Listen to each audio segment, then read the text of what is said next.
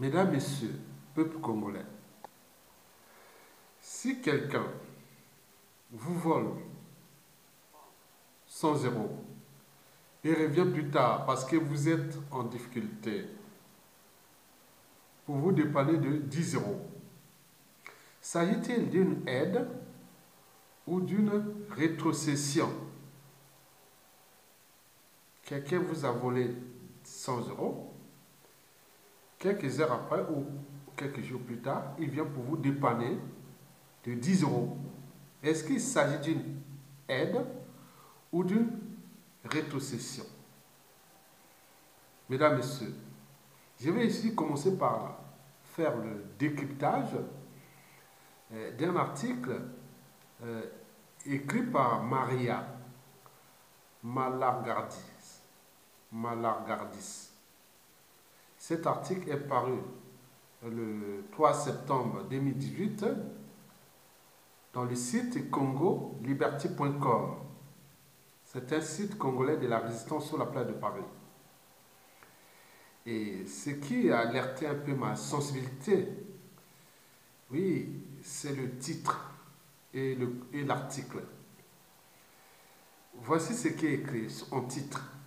Paris toujours pas regardant sur la distribution de l'aide au développement.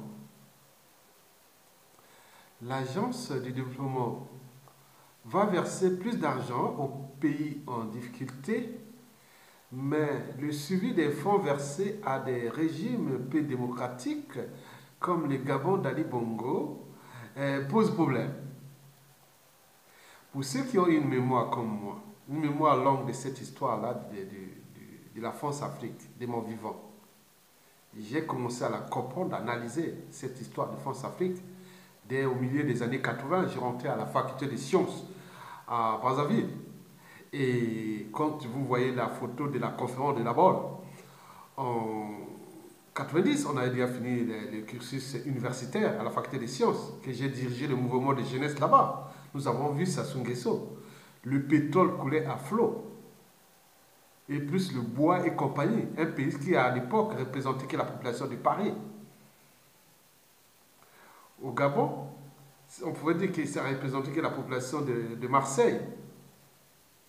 Et quand vous voyez la photo de la conférence de la Bolle en 1990, que Mitterrand a dit cette fois-ci, si vous ne faites pas le multipartisme, l'aide au développement sera tiède. Et Mitterrand, je me rappelle de cette photo-là, de cette image-là. J'étais à Brazzaville. Mais c'était énervant, humiliant. Et malgré, on était dans la dynamique que peut-être il va au moins ouvrir les vannes pour que ces sous-préfets, sous-tétons négriers, puissent au moins commencer le multipartisme. C'était dans cette optique-là. Et donc, on a oublié cette humiliation, l'aide au développement. Si vous ne faites pas la conférence, le multipartisme, cette aide va être tiède.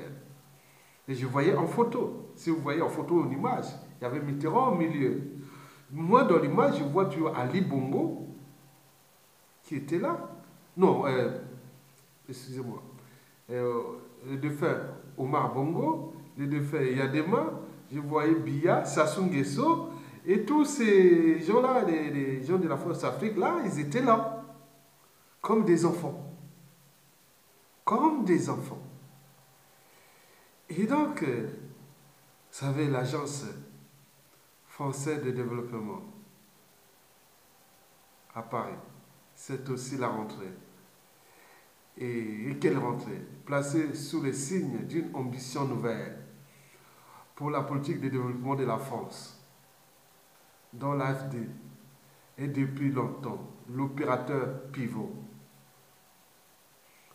Comme l'a rappelé lundi son directeur général, Rémi Rioux. Au début de cette semaine, il accueillait, et pour la rentrée, pour la première fois, au siège de l'agence à Paris, un ministre des Affaires étrangères, en l'occurrence Jean-Yves Le Drian, l'homme de la France-Afrique, l'homme qui soutient Sassou Nguesso, et tout ça. Vous imaginez l'aide au développement.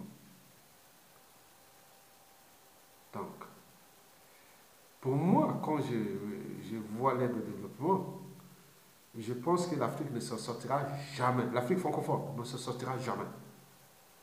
Puisqu'on a mis des mauvais au-dessus et qui font fonctionner ce système.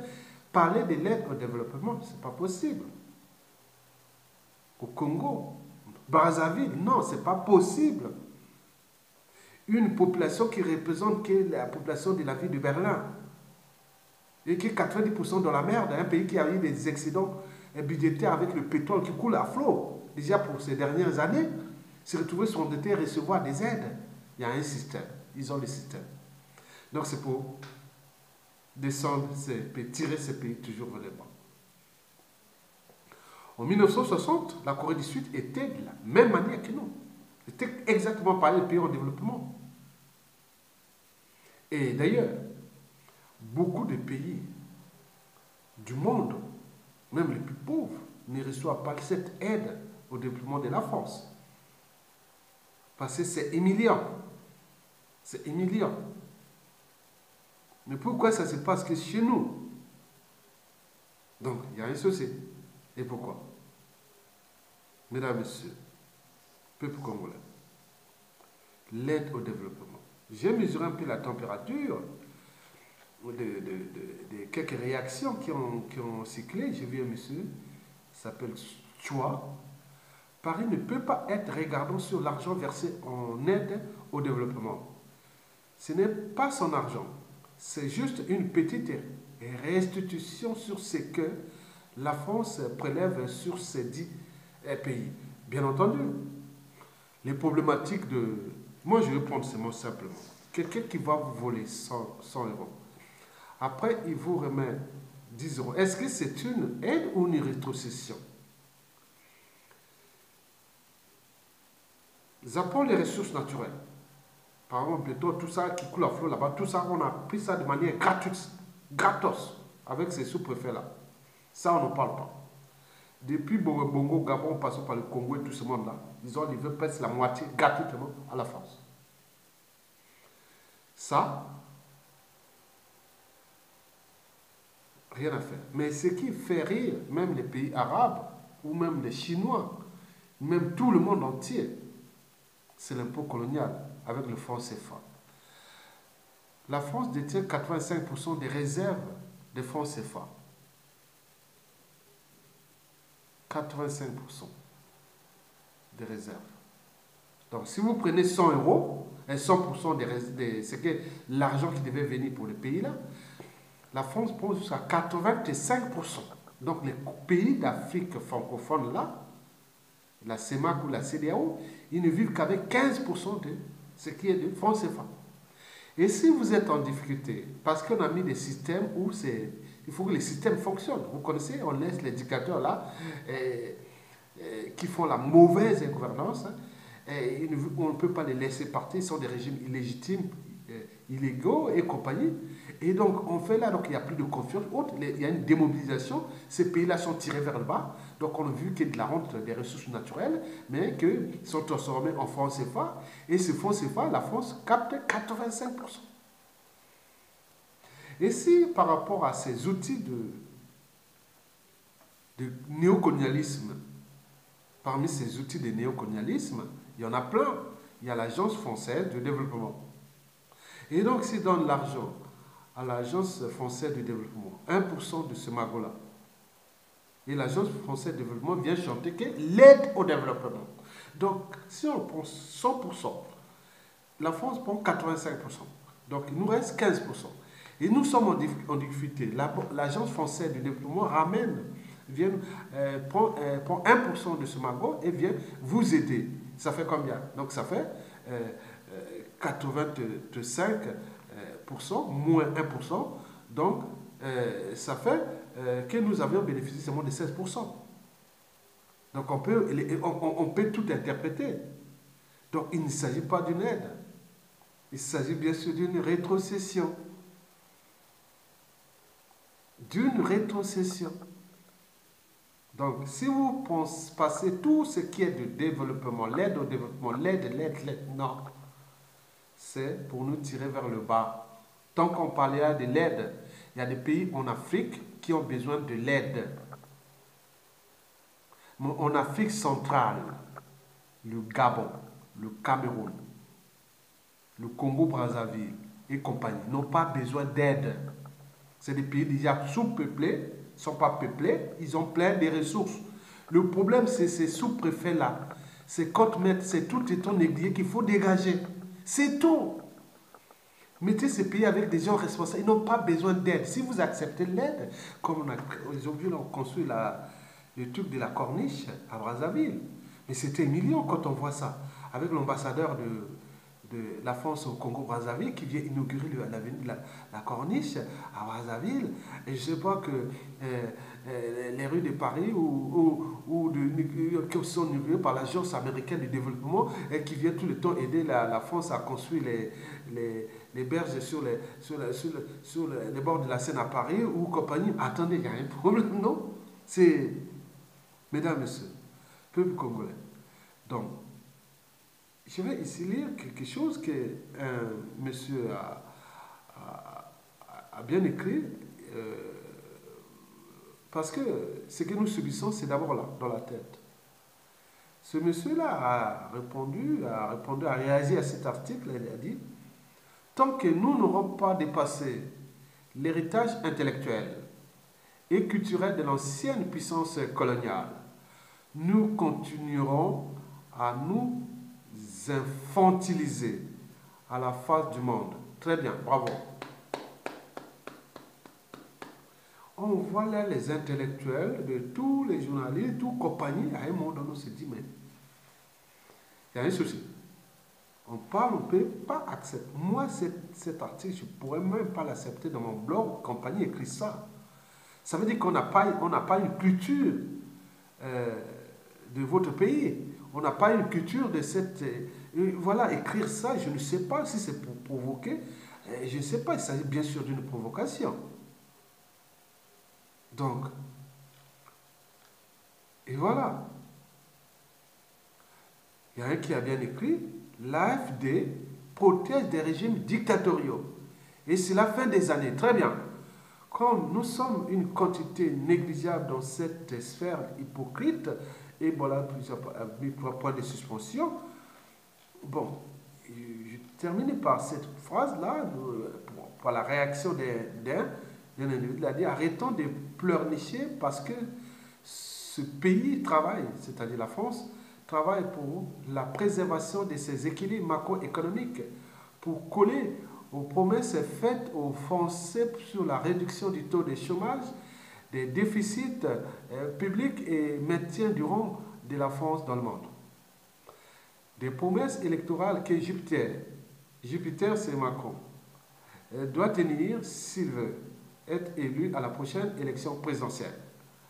Cela en va ainsi depuis 1958. Non, les deux ex-machina ne viendra pas de la France, mais du peuple congolais. Nous en sommes jusqu'à oublier que Sassou Nguesso est revenu au Congo-Brazzaville dans les bagages de la France. La France aide Sassou Nguesso à être son produit. Donc, vous avez compris, donc arrêtez d'écrire ces histoires parce qu'il y a des gens qui ont quand même une culture intellectuelle et aussi politique de ce pays. Et qui arrêtez d'abrutir votre cerveau. Arrêtez d'abrutir votre cerveau parce que quand on parle, comme quand vous allez encore parler de l'aide au développement, c'est que vous êtes vous-même abruti. C'est que vous êtes vous-même, oui, on peut dire, vous êtes vous-même infantilisé, oui. Donc c'est que le monde entier parle et que vous pouvez être le danger aussi de la prestation de Nguesso. C'est le problème de l'aide au développement. Non, un pays a besoin de... un pays n'a pas besoin d'aller pleurer ailleurs. Non. Non. Si il y a des créanciers, on va chercher l'argent. S'il n'y a pas l'argent, bon, ben, on serre les coudes et on fait ce qu'on peut faire. Pour un pays, il n'y a pas de souci.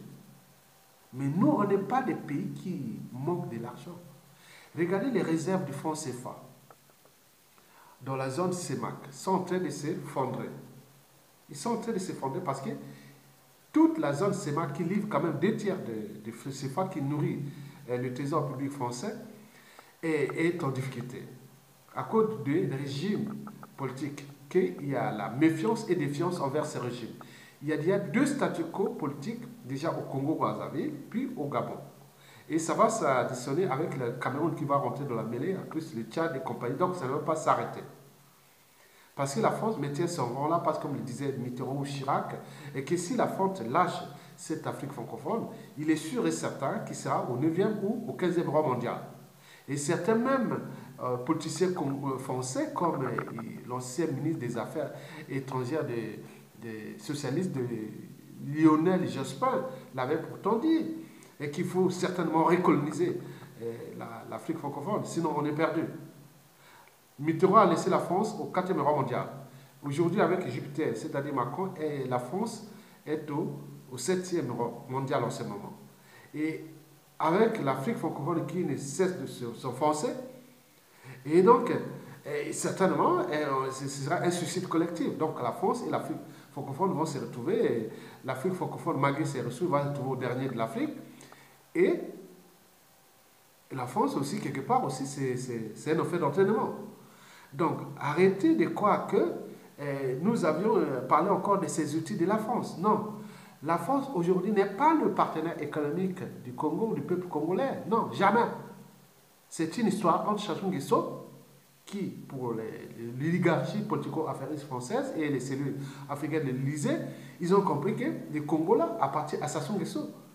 Jusqu'à ce qu'on trouve un autre pion pour continuer le système. Et donc, vous êtes là en train de produire des choses comme ça, c'est humiliant.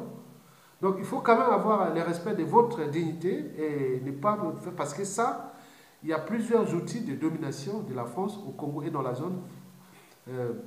C'est moi que je voulais dire qu'elle va s'enfoncer. Parce que la démobilisation est totale, la méfiance, défiance, tout ça, c'est total. Donc, on voit que vivre de l'aide là, comme ça, bon, à un moment donné, il est en train de... La France, quelque part, est en train de puiser dans ses réserves pour aider Sassou Nguesso. Où est-ce qu'il trouve l'argent? La France est en difficulté ici. Et elle a la dette essaie de gonfler, donc la France risque d'être rappelée à l'ordre par l'Union européenne. Où est-ce que la France trouve cet argent-là? Mais c'est tout justement cet argent qui pique dans les réserves, qui prend de nous, et après vous faites ça pour que c'est un peu de... Oui, c'est tout. Donc arrêtez de parler de l'aide au développement. Donc si j'entends encore l'aide au développement et coopération, non, il n'y a pas de coopération. Il y a un partenariat. Mais en ce moment, ce partenariat entre Sassou Nguesso et la France. Point barre.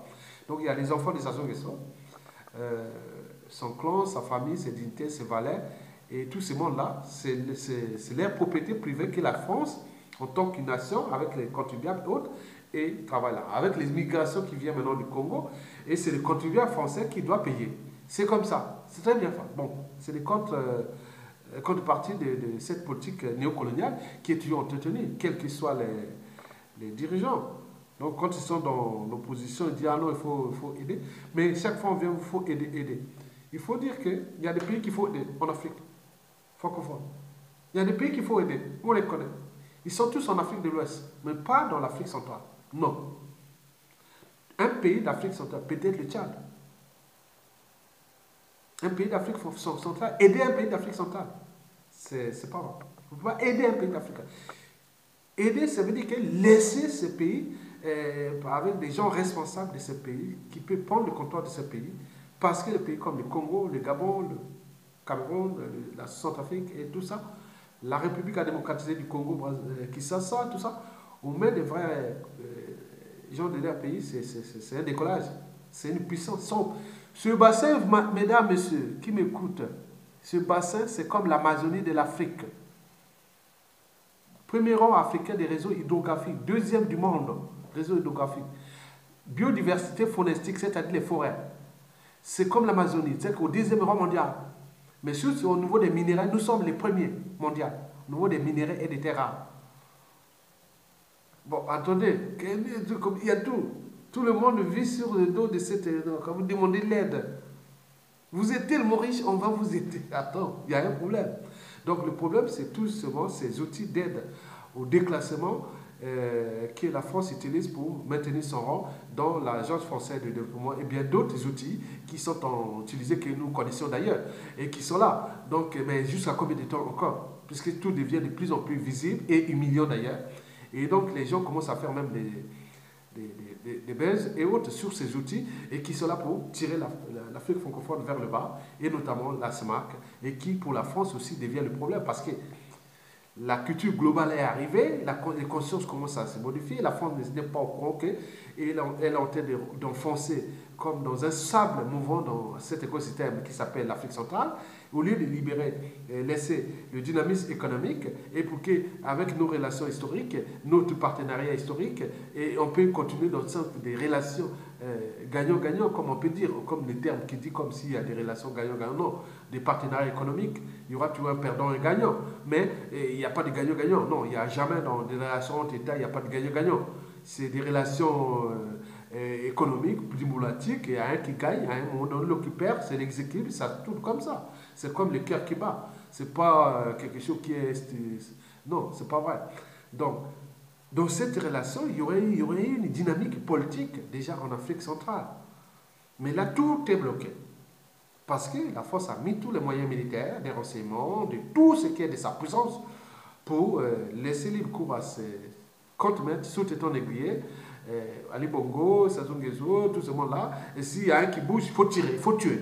Donc, pour maintenir ce rang-là. Mais jusqu'à combien de temps encore? Et nous venons parler que d'autres disent oui, ça va. Parce que les champagnes coulent à flot dans les cellules là, de là, parce que Sassou est là, il va peut-être aller sur 2021 à Ali Bongo, et on attend à Biya, pareil, et donc, mais ils ne savent pas que ce sera le statu quo total.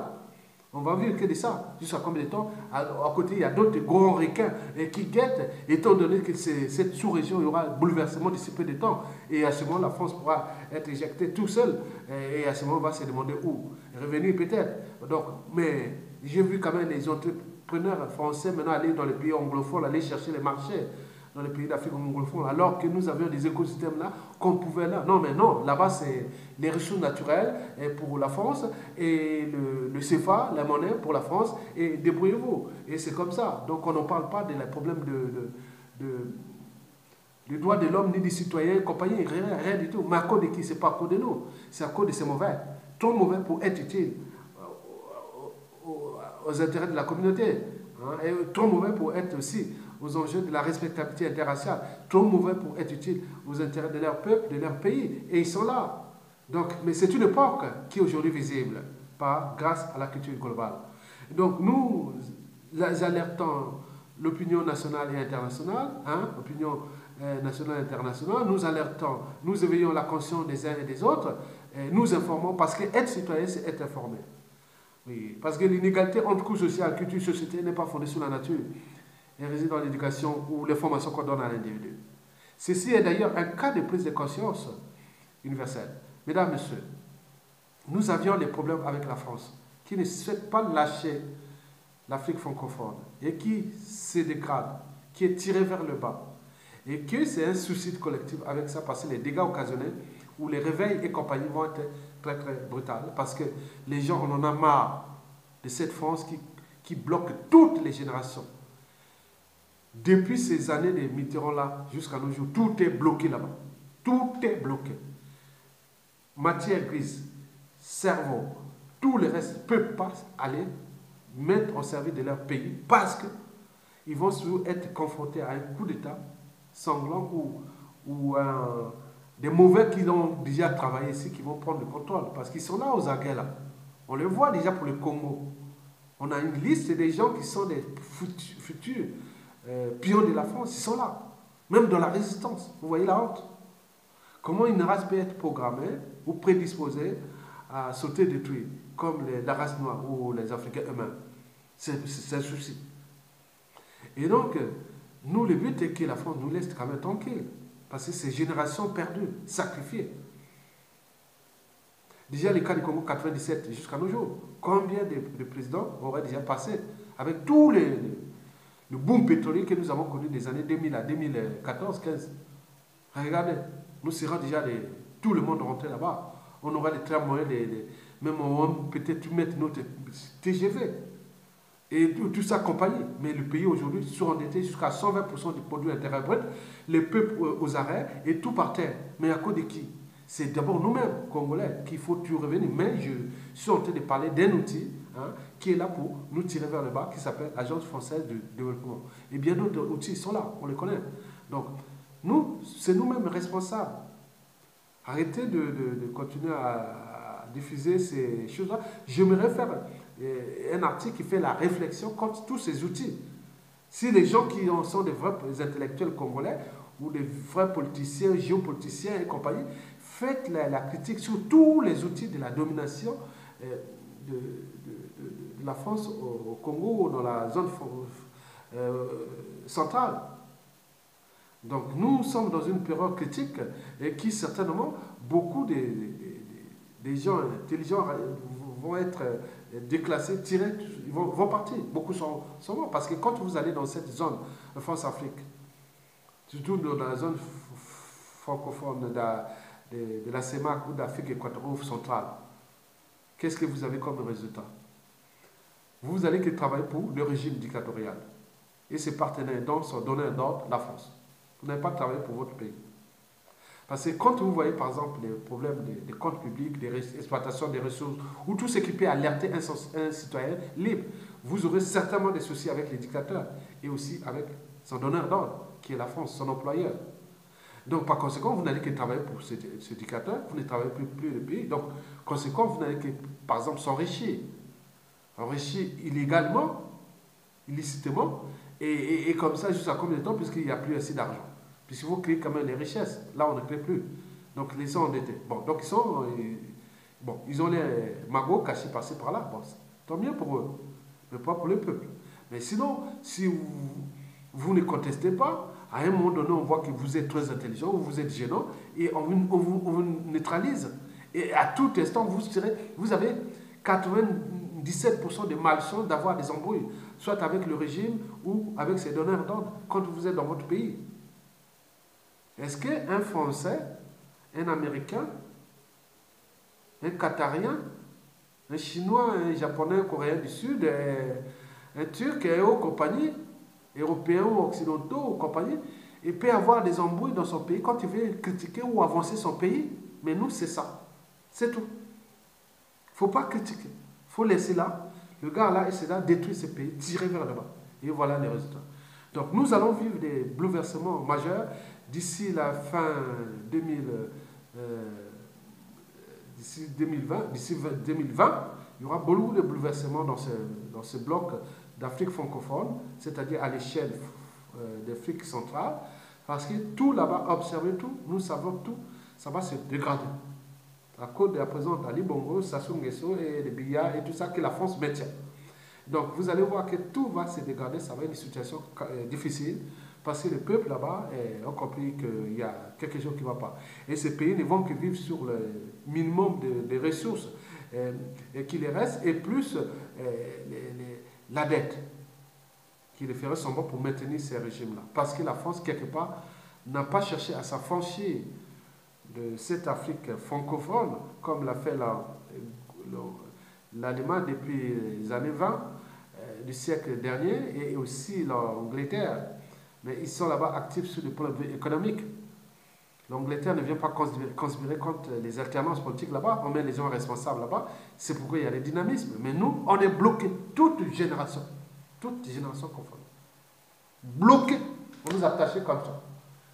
Et on dit, ah, c'est une retrouvaille, ah, mais comment qu'est-ce que tu deviens? Ah, tu ne veux pas partir dans ton pays? Ah oui, à côté. C'est moque de vous, hein, quand vous voyez là. Vos gars là, politiques que vous allez faire contre les Français là. Depuis les années 90 et jusqu'à 2000, 2010, 2009, vous les rencontrez là, vous voyez, mais ils sont allés être ministres, présidents, ou ils ont dirigé leur pays, ils ont fait tout ça, ils font tout, et vous êtes là en train de toquer négro. Avec ce mec là qu'on vous a placé là, qui a bloqué tout. Et ceux qui viennent là-bas, qui sont des mauvais, hein, les curés des mauvais, des médiocres, on l'a placé là pour accompagner leurs produits, qui s'appelle Denis Sassou Nguesso. Et nous sommes là en train de s'indigner, au lieu de trouver, agiter, allumer notre cerveau pour mettre tous les moyens du point de vue civil, politique et militaire pour le faire partir. Et nous sommes les premiers à nous trahir. Donc si une race est prédisposée à être bas, Mais qu'est-ce qu'on peut faire? Donc, elle est irrécupérable à cette échelle. Et, en terminant, il y a un qui est venu même faire l'amalgame sur là. Il a répondu à monsieur point. Il a dit, que penses-tu de la zone multifonctionnelle qui sera construite au nord de Brazzaville, déjà dotée de plusieurs infrastructures? Brazzaville au nord doté de plusieurs infrastructures. Je vous rappelle qu'elle va couvrir 42 km. À cette allure, le centre-ville de Brazzaville partira de la rivière de la Tiémé jusqu'à Oyo. Faut-il donner raison à ceux qui prônent la séparation physique de notre pays? In fine, c'est Sassou qui est le grand fossoyeur de l'unité nationale. Et curieusement, nous ne voyons aucun patriote du Nord s'en plaindre. A été le regard descendant empoisonné, empoissé de parfait d'enfumage des esprits à l'égard des gens du sud de Brazza. Cette partie de Brazza aurait ressemblé aux lampennes des zones urbaines situées à Pretoria. Bon, vous voyez déjà, ça c'est l'art de diviser pour régner. Donc les gens, je ne sais pas qui c'est géopolitique ou politique, je ne sais pas. On peut tout dire, rappeler rien du tout. Le problème c'est la séparation ou le nord ou autre. Ils oublient que le peuple a élu un président Mokoko qui est du nord et qui avait remis ce pouvoir-là au sudiste en 90, 91, 92 et que le même monsieur a été voté par le peuple mais qui a été trahi par ce même sud. Et que c'est le même sud qui sont les complices de Sassou. Il faut séparer pour faire quoi? Ils ne savent même pas que la situation est géopolitiquement au niveau de la sous-région où tous les pays d'Afrique francophone qui sont dans la merde. Et qu'on utilise ces intellectuels depuis Paris ici et tout ce monde-là. Donc il revient sur l'art de diviser pour régner. Donc Sassou Nguesso avec ce genre d'individus, oui. Moi je suis du Nord. J'ai vécu l'expérience de Lissouba ici sur la plaine de Paris. À un moment donné où Lissouba dérivait. Bon, il y avait personne du Nord, du Sud qui manifestait. Mais là, nous on a beaucoup de... Je ne sais pas citer. Bon, je peux citer quelques noms. Aya Tonga n'est pas du Nord, ou même de la région de Sassou Nguesso. Qu'est-ce que vous cherchez encore? Vous cherchez la quantité que tous les Nordistes. Mais comment? On a tenté quelque chose de politique qui a marché, mais a été trahi par. Mais qu'est-ce que vous recherchez encore? Ça, c'est un cas d'école. Que malgré tout ce qu'on peut faire, ça va revenir. Parce que là, dans le Sud, je ne sais pas, le Poul, les Nibolèques et tous les... Est-ce qu'ils sont innés? S'ils sont innés, de Brazzaville, la Pointe-Noire, désobéissance civile, Sassou Nguesso tombe. Tout là-bas bloqué. Mais là, rien du tout. Prenons le cas que je vous ai précité des cas des présidentielles de 2016, ou même bien avant, parce que là on parle de Mokoko. En 2015, il n'y avait pas Mokoko, il y avait Kolela, Tchati Mabiala et Madjenjo, et tout ce monde-là, ils pouvaient partir du pouvoir entre eux. S'il avait pris, à ce moment, Mokoko ne serait même pas là, on n'en parlait même pas. C'était entre eux en 2015, quand il y a les septembre, octobre, là, pour les référendums. Si un point, ils prenaient le pouvoir, entre eux, c'était les sudistes. Mais qu'est-ce qu'on peut faire? On revient là toujours. Il faut se séparer. Mais comme si on séparait dans des blocs qui deviennent de plus en plus compacts parce que la République a démocratisé du Congo. Il se bat à protéger cette masse compacte parce que plus vous êtes gros et avec des gens responsables, plus vous dominez le monde. La Chine est puissante parce que c'est un gros pays. Et les États-Unis, pareil. Tous les grands ensembles là sont des pays puissants. S'ils ont mis des intelligents, nous on va se diviser quoi? Le Sud avec un tiers du territoire de la République du Congo, Brazzaville, avec quoi attendez, il y a un souci. Il y a un souci. Donc on voit là, donc on revient là. Donc il faut que les nordistes, les nordistes sortaient de la rue, ne défendaient plus Sassou. On peut crier comme ça à longueur des journées, alors qu'il faut des outils. Les outils, c'était déjà l'élection. Vous avez trahi. Et il est tout seul là. Combien de sudistes ont trahi Mokoko? Vous en comptez plein. Mais si c'était un cas de Mokoko, si c'était un nordiste, Mokoko était sudiste et un nordiste avait fait ça, ça y est. Vous aurez pu voir, oh là là, la toile. Voilà. Vous voyez déjà ça. Donc il faut un problème de conscience vous-même. Donc ne venez pas être toujours les victimes. Le problème de Sassou n'est pas géopolitique, nord-sud, est-ouest, non. Le problème est national. Le problème de Sassou aussi, le problème du néocolonialisme, que je parle avec ces outils. Et donc, c'est d'abord notre mentalité. Si nous ne repensons pas la réforme de nos mentalités, habitudes et comportements, et si nous ne mettions pas ça en jeu, mais nous sommes perdus. Perdus durablement. Parce que les autres, c'est des professionnels de la conservation du pouvoir, de la domination, du néocolonialisme et de tout ce qui est comme outil pour nous tirer vers le bas. Je vous rappelle que tous ceux qui font les études et qui ont des qualités intellectuelles, politiques au pays, ils sont perdus. Ils sont là pour travailler pour ça. Mais ils veulent travailler quoi? Même les fonctions publiques, les administrations ne marchent plus. Ils vont travailler pour quoi? C'est moi, le fait que je vais au bureau et je fais rien du tout. On ne crée pas de richesse, il n'y a plus de taille sur l'autorité, il n'y a plus rien. Donc au pays, ceux qui sont au pays sont foutus. Mais pour ceux qui sont à l'étranger, donc deviennent des apatrides ou des gens qui sont dans des pays, bon, c'est fini. Même pour aller voir tes parents, ta famille ou tes terres, ça devient compliqué, surtout quand tu es dans une zone qui est hostile au régime, ou qu'il y a des gens ou la famille où ils sont fichés par les noms, ça devient compliqué. Donc nous sommes quelque part perdus, par qui? Par nous-mêmes. Donc arrêtez d'alimenter encore ces genres de discours haineux, sécessionnistes et compagnie. Même David Landy a parlé déjà du fédéralisme. Nous sommes là, les partisans. Demain, ça va se faire, ça devrait se faire. Ça, c'est sûr et certain. Vous aurez les milliers d'États tribales là-haut, de tous vos trucs. On va voir comment vous allez faire avec tous les outils qui seront là. Mais nous sommes bloqués parce qu'il y a Sassou Nguesso et ses donneurs là qui nous bloquent complètement. Donc, par conséquent, beaucoup vont vieillir. Regardez tous ces... J'ai rencontré des gens intelligents ici, des années 2000, 2001, 2003, 2004, au niveau de la pensée, au niveau de la réflexion brute, qu'ils soient du nord, du sud, il y en a plein. Beaucoup ont vieilli. À l'époque, quand je disais, il y avait des gens qui avaient la cinquantaine, hein, mais là, 20 ans après, ils ont 70 ans, c'est parti. Donc d'ici, d'autres vont passer. Et ça sera remplacé par ces gars, et les pays s'enfoncent. Et vous êtes en train de parler du nord, on va se faire un jour, pourquoi on ne le fait pas?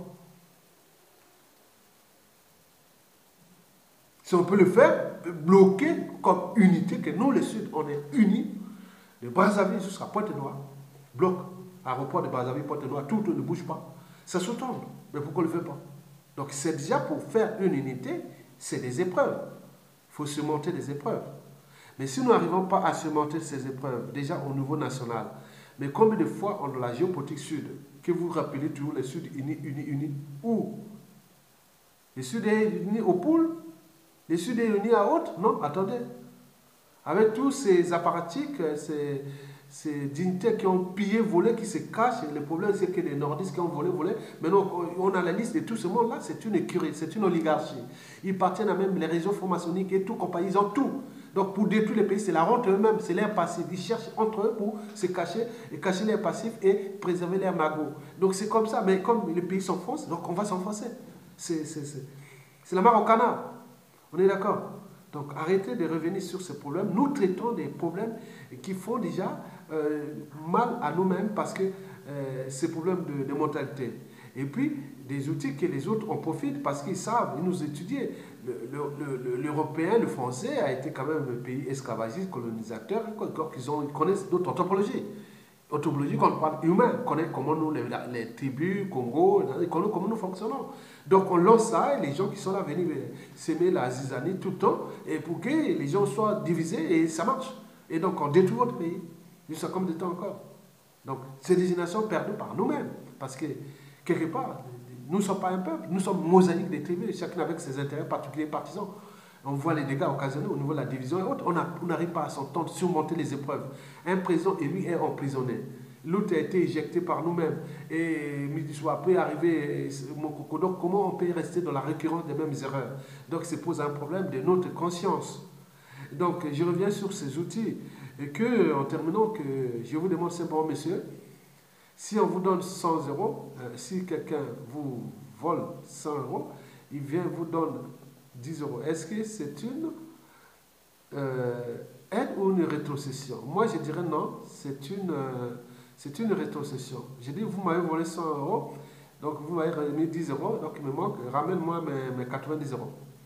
Et à ce moment, si vous avez fait ça, après, quand vous m'avez remis ça, ce sera 100% le compte est bon. Et si vous me prêtez de 1 euro, et vous me donnez 1 euro, je dirais oui, ça sera une aide.